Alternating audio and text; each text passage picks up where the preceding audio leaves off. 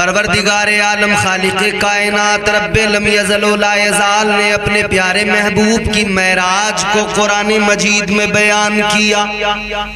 اللہ تعالیٰ نے فرمایا سبحان الذی اسری بعبدہ لیلا من المسجد الحرام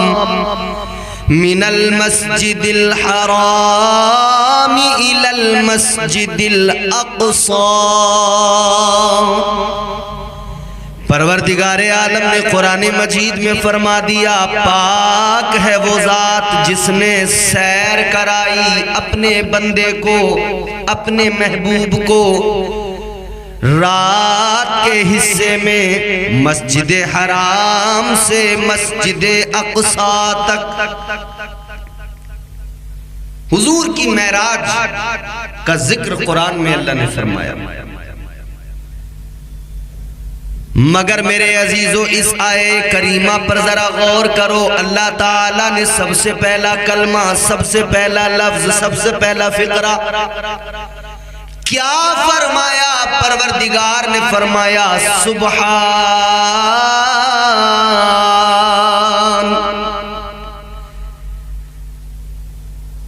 یا اللہ محبوب کی معراج کی بات ہے، اے پروردگار اپنے حبیب کے معراج پر جانے کی بات ہے، مگر تو نے بات کا آغاز کیا تو سب سے پہلے فرمایا سبحان، اپنی پاکی کا ذکر کیا تو نے۔ جواب آئے گا بارگاہ رب ذوالجلال سے، اے میرے بندو میں تمہارا رب، تمہارا پروردگار، خالق، مالک، میں نے انسانوں کو پیدا کیا۔ جواب آئے گا کہ جب میرا محبوب معراج کرنے کے بعد لوگوں کو بتائے گا کہ میں نے رات کے ایک مختصر سے حصے میں معراج کی، میں عرش اعظم تک گیا، لامکاں تک گیا، رب سے ملاقات کی، جنت و دوزخ کو دیکھا، یہ تمام مناظر میں نے دیکھے، تو یہ مکے کے کافر کہیں گے یہ ہو نہیں سکتا، یہ کہیں گے یہ ناممکن ہے، یہ ہرگز نہیں ہو سکتا۔ رات کے مختصر سے حصے میں کوئی کیسے اتنا لمبا سفر کرے گا؟ کوئی کیسے مسجد حرام سے مسجد اقصی تک چلا جائے گا؟ مسجد اقصی سے کوئی کیسے عرش تک چلا جائے گا؟ کوئی کیسے لامکان تک چلا جائے گا؟ پھر واپس بھی آ جائے گا، وقت کتنا؟ فرمایا گیا دروازے کی زنجیر ہلتی رہی، بستر گرم رہا، میرے آقا گئے معراج کی، سارے مناظر دیکھے، واپس بھی آ گئے۔ یہ لوگ انکار کریں گے، کہیں گے یہ ہو نہیں سکتا، یہ ممکن نہیں، تو قرآن مجید ان کے منہ پر زناٹے دار تماچا لگائے گا۔ قرآن کی آیت کہے گی اے عقل کے اندھو سنو، تمہاری عقل کہتی ہے رات کے مختصر سے حصے میں یہ ہو نہیں سکتا، کوئی عرش تک جا نہیں سکتا، کوئی آسمانوں کے پار جا نہیں سکتا۔ قرآن کہے گا ہاں یہ تمہارے لیے ناممکن ہے، مگر قرآن نے معراج کا ذکر کرتے ہوئے سب سے پہلے کہا سبحان۔ اے دنیا والو، یہ یقیناً بندوں کے لیے، انسانوں کے لیے، باقی تمام مخلوقات کے لیے ناممکن ہے، مگر وہ جو سبحان ہے، وہ جو پاک ہے، وہ جو پروردگار ہے، اگر وہ چاہے اس کی مرضی اور مشیت ہو تو وہ ناممکن کو ممکن بنا دیتا ہے۔ اللہ اگر چاہے تو ناممکن کو ممکن بنا دیتا ہے، کچھ ناممکن نہیں۔ تو سند اللہ تعالیٰ پہلے اپنی پاکی کا ذکر کر کے اللہ معراج کو مضبوط سند عطا فرما رہا ہے کہ کوئی انکار نہ کر سکے، کوئی یہ نہ کہہ سکے کہ صاحب یہ یوں ہی خیال ہے ان کا۔ آج بھی بہت لوگ ہیں خیال کہتے ہیں، خیال ہے، خواب ہے۔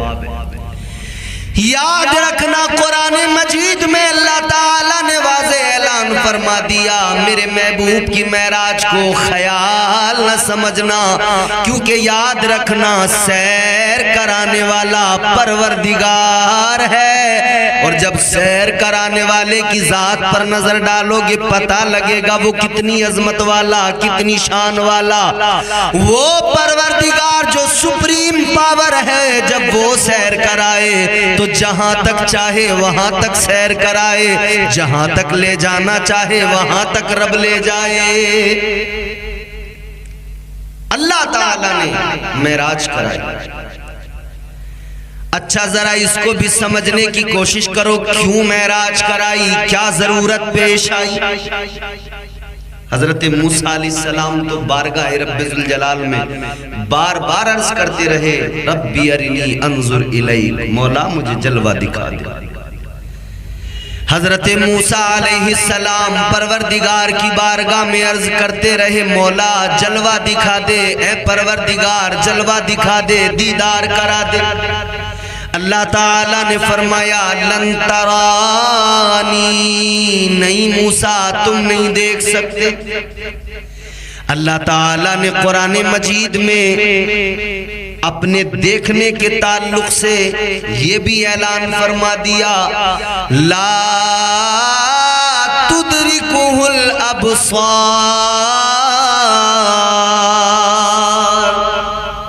اللہ کا قرآن، بصارت وہ آنکھیں اللہ نے عطا نہیں کی کسی کو جو اللہ کو دیکھے، اللہ کا دیدار کرے۔ موسیٰ علیہ السلام نے پروردگار کی بارگاہ میں عرض کیا، یا اللہ میں نہیں دیکھ سکتا، کوئی انسان نہیں دیکھ سکتا، تو مولا کوئی تو ہوگا جو تیرے جلووں کو دیکھے گا، کوئی تو ہوگا جو روبرو تجھ سے ملاقات کرے گا، کوئی تو ہوگا جو تیرا دیدار کرے گا۔ فرمایا پروردگار نے موسیٰ یہ شرف میں نے اپنے محبوب کو عطا فرمایا ہے، وہ آنکھیں میں نے اپنے حبیب کو عطا فرمائی ہیں جو میرے جلووں کو براہ راست دیکھ سکے، جو میرا دیدار کر سکے۔ اللہ تعالیٰ نے اعلان فرما دیا، بتا دیا، پردے اٹھے ہیں، جلوے اگر دیکھے ہیں تو محبوب نے دیکھے ہیں، پردے اٹھے ہیں تو محبوب کے لیے اٹھے ہیں، دیدار اگر رب کا کیا ہے تو تاجدار مدینہ نے کیا ہے۔ اللہ نے محبوب کو سیر کرائی۔ میرے حضور امت کو بڑا یاد فرماتے تھے، تاجدار مدینہ امت کے غم میں آنسو بہاتے تھے، ہم گنہگاروں کے لیے آقا روتے تھے۔ میرے مصطفیٰ کریم تاجدار مدینہ امت کے غم میں روتے، آنسو بہاتے، یا اللہ میری امت گنہگار ہے۔ تاجدار مدینہ امت کے غم میں آنسو بہاتے، امت کے گناہ یاد آتے، اللہ کی بارگاہ میں رو رو کر عرض کرتے، مالک میری امت کو میرے حوالے فرما دے، رب حبلی امتی، رب حبلی امتی۔ لیکن ایک رات ایسی آئی، تاجدار مدینہ اپنی امت کے غم میں، اپنی امت کے غم کو اپنے خیال، اپنے دل میں لے کر، اپنی چادر لے کر اوڑھ کر لیٹ گئے۔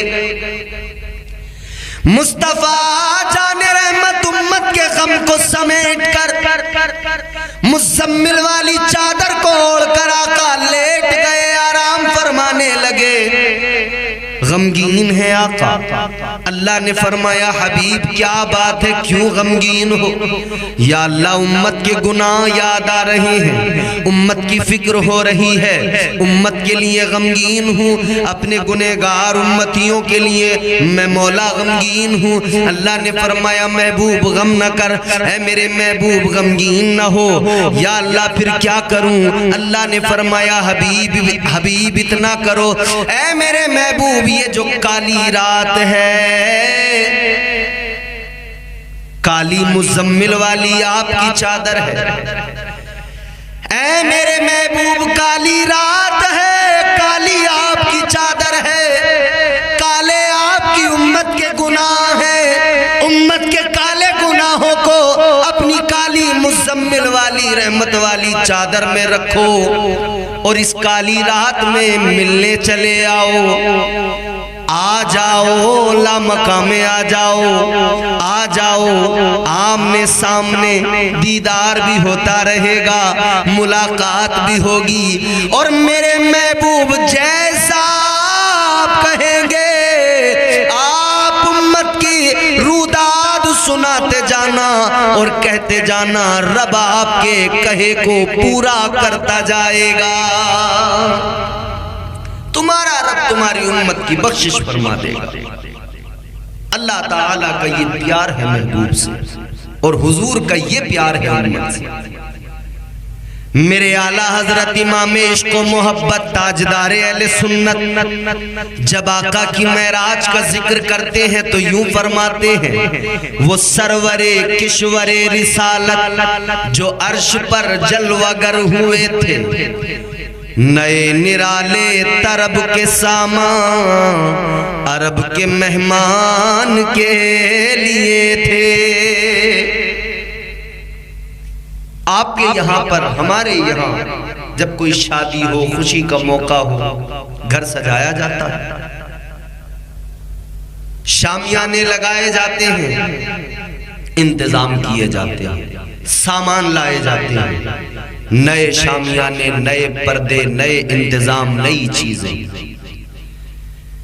مگر یاد رکھنا میرے عزیزو، تاجدار اہل سنت نے مزاج دیا، اے مصطفیٰ جان رحمت کے غلاموں، جب تم اپنے یہاں خوشیاں تمہارے یہاں ہوتی ہیں، تم اہتمام کرتے ہو، انتظام کرتے ہو، شادیوں میں گھروں کو سجاتے ہو، فنکشن ہال سجاتے ہو، راستے سجاتے ہو، گلی محلے سجاتے ہو، سامان لاتے ہو، نئے سامان لاتے ہو، نئی چیزیں لاتے ہو، مگر یاد رکھنا تم نئی چیزیں لے کر آتے ہو، تمہاری شادیوں کے انتظام میں چیزیں نئی تو ہو سکتی ہیں، سامان نئے تو ہو سکتے ہیں، مگر نرالے نہیں ہو سکتے۔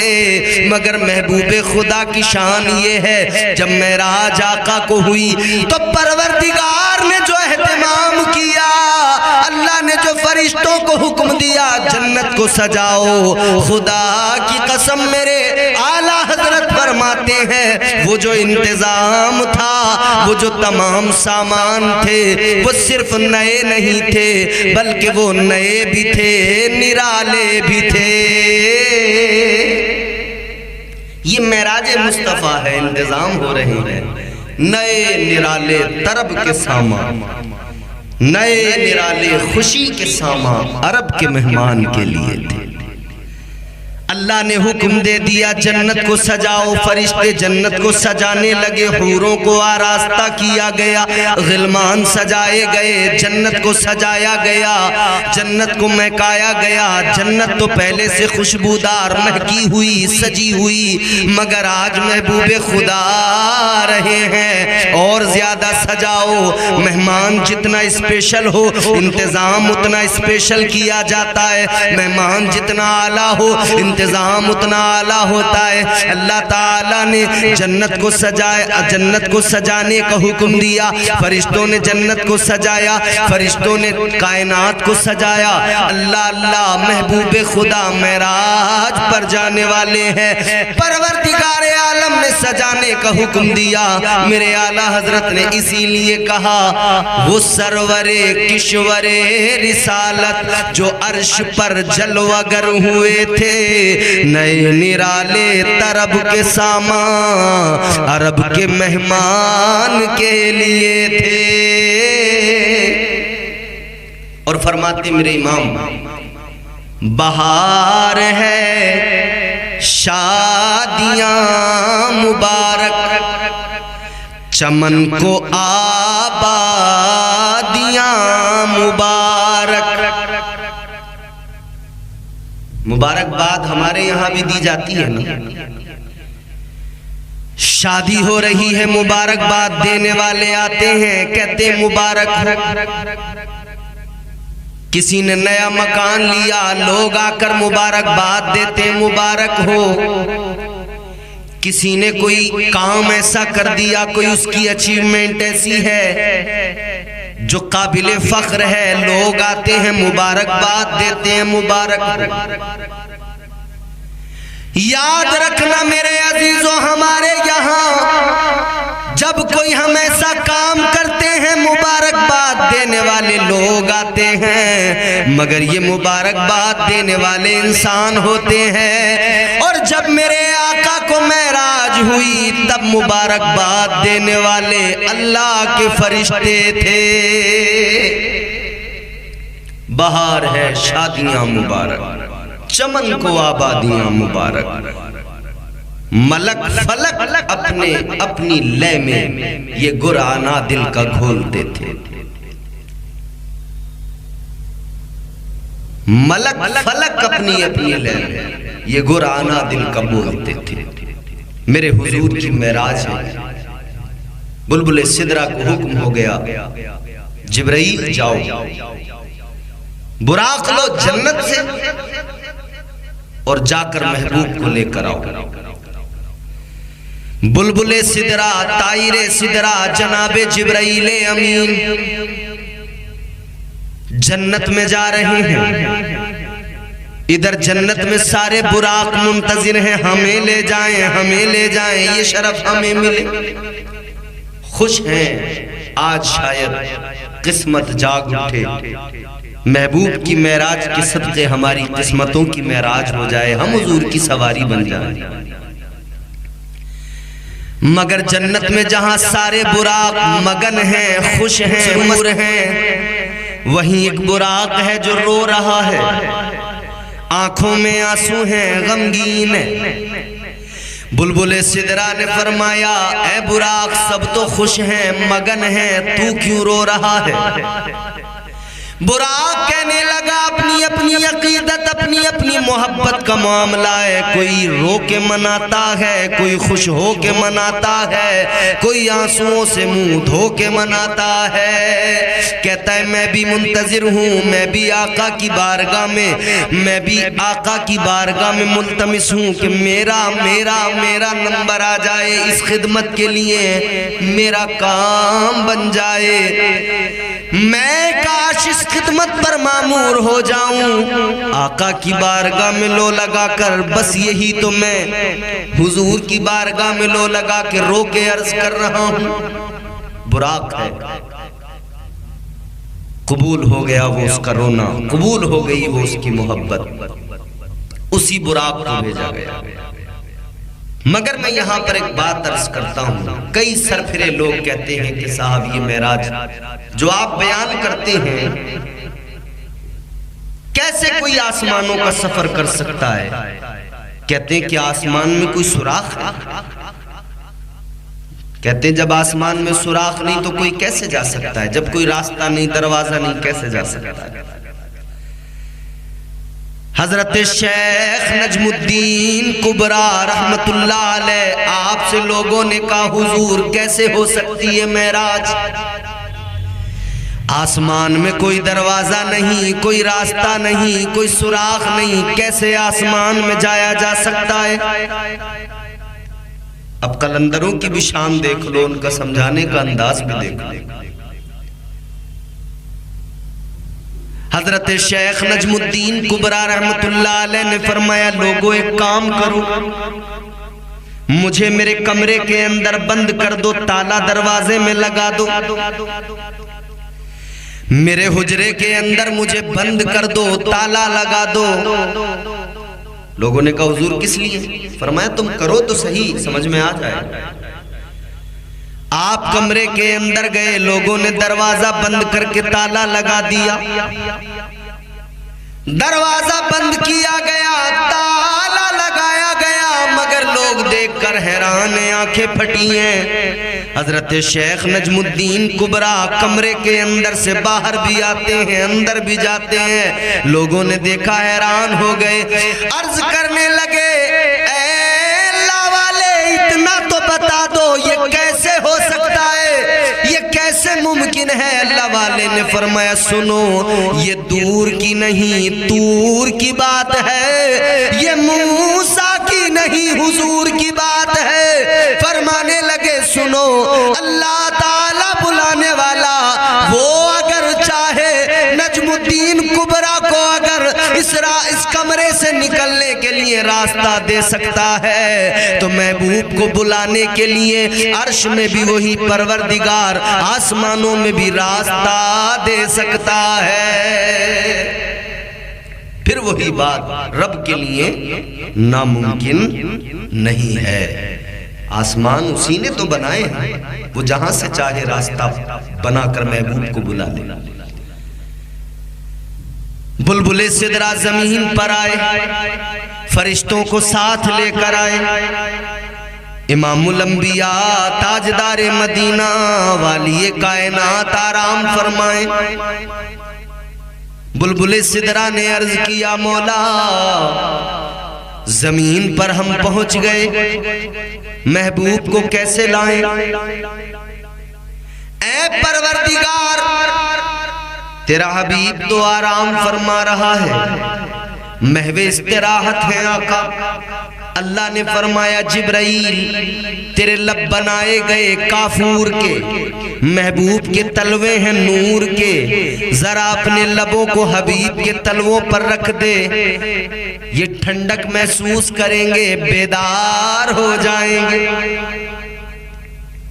ایک بات قابل غور ہے، حضور کی راتیں جاگ کر گزرتی تھیں، اکثر اللہ کی عبادت میں مصلی پہ کھڑے ہو کر رات رات بھر اللہ کی عبادت، رات رات بھر قیام، رات رات بھر اللہ کا ذکر۔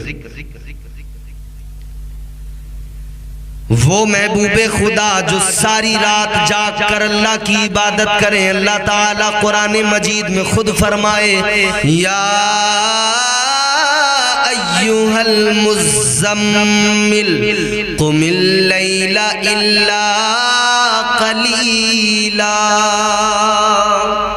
اللہ تعالیٰ محبوب کو خود فرمائے حبیب اے یہ رحمت والی مزمل والی چادر اوڑھنے والے محبوب ساری ساری رات نہ جاگا کرو، اتنا نہ جاگا کرو، اتنا عبادت میں خود کو ساری ساری رات کے لیے نہ لگایا کرو، کچھ کم کرو۔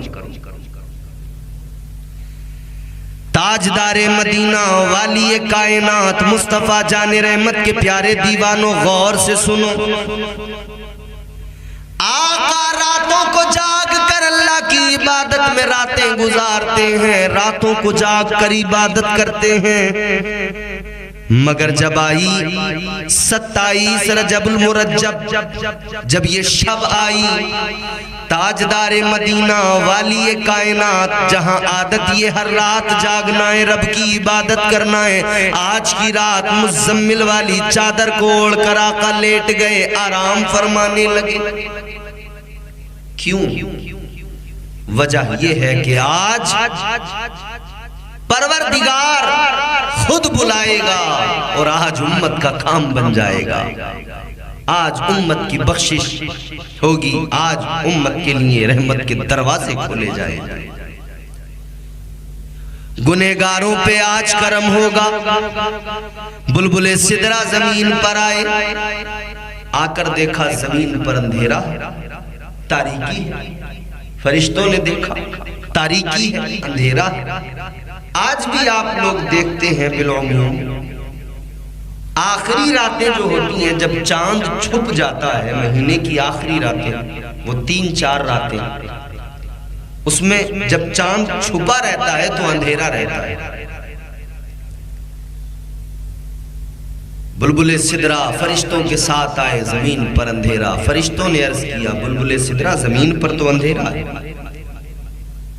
بلبل سدرہ نے فرمایا ایک کام کرو، نور کی مشعلیں جلاؤ، نور کی قندیلیں روشن کرو۔ فرشتے حکم پا کر بلبل سدرہ کا سید الملائکہ نے حکم دیا ہے، قندیلیں نور کی روشن کی جا رہی ہیں، نور کی مشعلیں جلائی جا رہی ہیں۔ اللہ تعالیٰ نے فرمایا جبرائیل تاخیر کس لیے ہے، دیر کس لیے ہے؟ بلبل سدرہ عرض کرنے لگے مولا اے میرے پروردگار، زمین پر اندھیرا ہے، اجالا کیا جا رہا ہے، یا اللہ اجالے کا اہتمام ہو رہا ہے، اس لیے اللہ نے فرمایا کیوں؟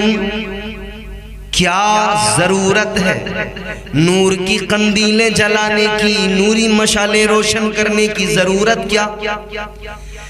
یا اللہ اجالا کرنے کے لیے اللہ نے فرمایا مت جلاؤ یہ نور کی مشالیں، مت جلاؤ یہ قندیلیں۔ اے طائر سدرہ، اے سید الملائکہ، محبوب کو حسن ایسا لاجواب عطا کیا گیا ہے۔ رب نے فرمایا میں نے اپنے محبوب کے حسن کو اپنی صفات کے 70,000 پردوں میں چھپا کے رکھا ہے۔ اے سید الملائکہ، میرے محبوب کے رخ سے ایک پردہ ہٹاؤ، ایک پردہ ہٹاؤ گے ساری کائنات منور ہو جائے گی، ساری زمین پر اجالا ہو جائے گا۔ میرے مصطفیٰ ہیں بڑی شان والے، میرے مصطفیٰ ہیں بڑی شان والے، اندھیروں میں ہنس دیں تو کر دیں اجالے۔ وہ ہیں ہمارے حسن بھی اللہ نے لاجواب عطا فرمایا۔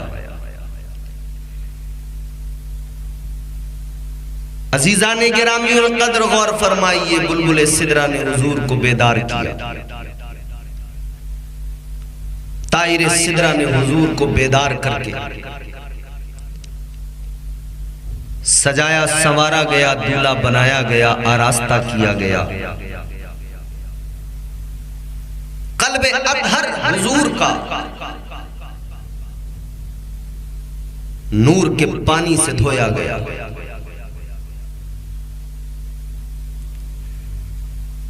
عزیزان گرامی القدر، آقا کو تیار کیا گیا، آراستہ کیا گیا، دولہا بنایا گیا۔ معراج کے دولہا، یہاں دنیا میں بھی دولہا بنتے ہیں مگر معراج کے دولہا کی شان لگے۔ یہاں دنیا میں کوئی دولہا بنتا ہے بڑی خوشی ہوتی ہے،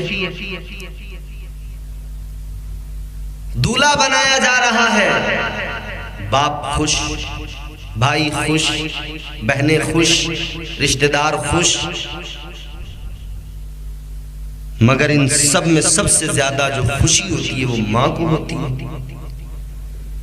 ماں اتنی زیادہ خوش، اتنی زیادہ خوش، بیٹا دولہا بن گیا، ماں آئی، ماں نے آ کر کچھ پیسے نکالے، بیٹے کے سر پر یوں صدقہ اتارا، یوں اتار کر وہ غریبوں میں دے دے، صدقہ اتارا جاتا ہے دولہا کا۔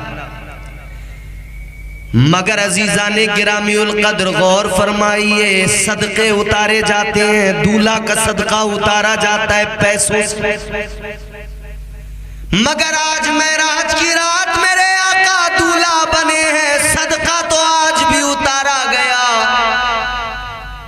کیسے اتارا گیا؟ آج کوئی پیسوں کا صدقہ نہیں اتارا گیا، آقا دولہا بنے تو نور کا صدقہ اتارا گیا، نور کی خیرات اتاری گئی، اس خیرات کو کائنات میں تقسیم کر دیا گیا۔ تو پتہ چلا یہ جو دنیا میں اجالے ہیں، یہ جو دنیا میں نور ہے، یہ جو دنیا میں جلوے ہیں، یہ نور مصطفیٰ کی بہاریں ہیں۔ حضور کو دولہا بنا کر لے جایا گیا، مسجد اقصیٰ میرے آقا پہنچے، تمام انبیاء رسولان اعظام مسجد اقصیٰ میں موجود ہیں، صفیں بنی ہوئی ہیں، حضور مصلی امامت پر کھڑے ہوئے، میرے آقا نے اقصیٰ میں نبیوں کی امامت فرمائی، انبیاء مقتدی ہیں، میرے آقا امام ہیں، امام الانبیاء آگے ہیں، مقتدی سارے پیچھے ہیں۔ غور فرمائیے، میرے آقا نے امامت فرمائی، حضرت آدم بھی میرے آقا کی اقتداء میں پیچھے، حضرت موسیٰ بھی پیچھے، حضرت ابراہیم بھی پیچھے، حضرت عیسیٰ بھی پیچھے، سارے انبیاء